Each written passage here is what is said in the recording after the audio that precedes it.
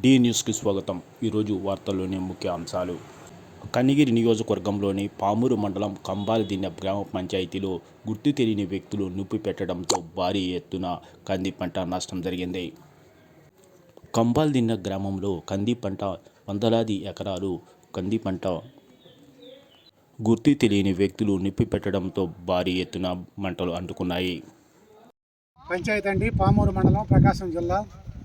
ఈరోజు మధ్యాహ్నం 12 గంటలకి ఆకతాయిలు అనుకోకుండా ఏదో నిప్పు వేసినారని తెలిసింది. అది ఎవరనేది తెలియదు. దాదాపుగా కోసింది కానీ కొయ్యకుండా ఉన్నది కానీ కంది పంట సుమారుగా 100 ఎకరాల దాకా మాడి మసి అయిపోయింది.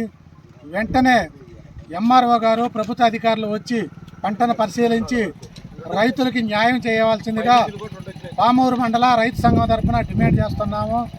ఒక్కొక్క ఎకరాకు వచ్చి సుమారుగా వాళ్ళకి లాసు 25,000 నుంచి 30,000 దాకా ఉంటుంది. కావున ప్రభుత్వం వెంటనే పరిశీలించి రైతులకు న్యాయం చేయాలని రైతు సంఘం తరఫున డిమాండ్ చేస్తున్నాం. ఫైర్ ఇంజిన్లు కూడా కందుకూరు నుంచి, కనిగిరి నుంచి 2 వచ్చినాయండి. అయినా మంటలు అదుపులోకి రావటం లేదు. అందుకని వెంటనే ప్రభుత్వం స్పందించాలని కోరుతున్నాం.